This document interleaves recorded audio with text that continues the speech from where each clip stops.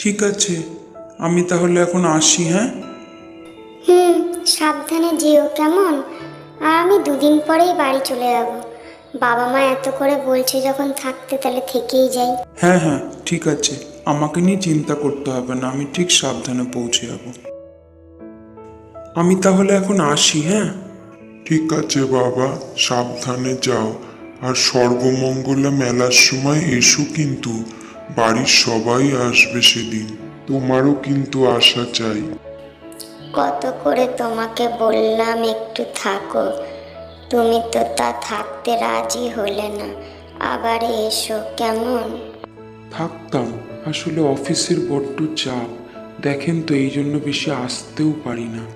রামচরণ, যা, জামাই রাজাকে গিয়ে ছেড়ে দিয়ে আয়। সাবধানে নিয়ে জঙ্গল পার করবি। আজ্ঞে। চলো জামাই রাজা।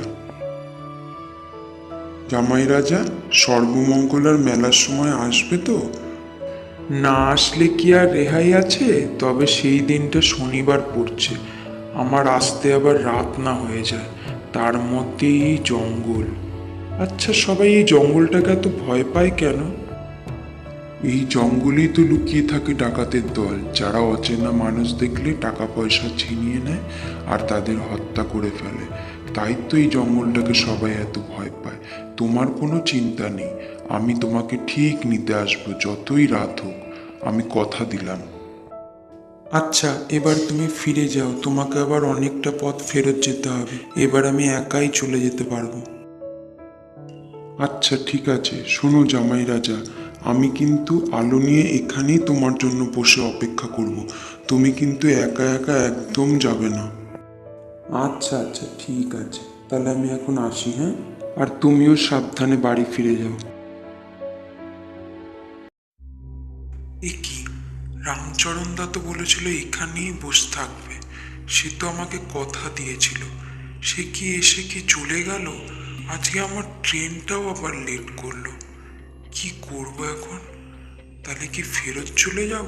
দেখি আর একটু অপেক্ষা করে, যদি রামচরণ দা আসে।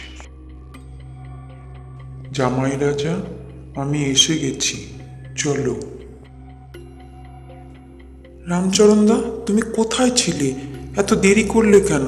এমনি আমার ট্রেনটা লেট হয়ে গেছে, এত রাত হয়ে গেছে, সবাই চিন্তা করছে, তার মধ্যেই জঙ্গল। আর তোমার হেরিকেনেরই বা কি হলো? আর একটু দেখেই আমি ফেরত চলে যেতাম, আমি ভেবেছিলাম তুমি হয়তো আর আসবে না।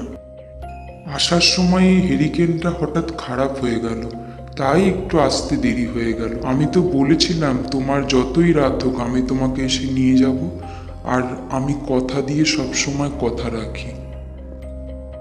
জামাই রাজা, এ রাস্তায় কোনো ভয় নেই, তুমি বরং বাড়ির দিকে এগো, আমি হেরিকেনটা ঠিক করে আসছি। হুম, ঠিক আছে, তুমি সাবধানে এসো তাড়াতাড়ি। হ্যাঁ রে ফটিক, তুই যাসনি? কোথায় ছিলিস এতক্ষণ? এখন এসে বলছিস আমি যাইনি? এই পথে এগিয়ে আনতে যাবার ভয় করে, তা আগে কেন বলিসনি? অন্য কাউকে পাঠাতাম, জামাই আসবে কি করে? ওই তো জামাইবাবু এসে গেছে। এই তো, আসো জামাই রাজা। চলো, সবাই খুব চিন্তা করছিল। চলো চলো, ঘরে চলো। হ্যাঁ গো, আমাকে এগিয়ে আনার জন্য ফটিককে পাঠাচ্ছিল কেন? রামচরণদা? রামচরণদা থাকলে কি আর ফটিককে পাঠাতো? নেই বলেই তো। কেন, কোথায় গেছে তোমাদের রামচরণদা? আমাকে এগিয়ে আনার কথা দিয়েছিল না সেদিন?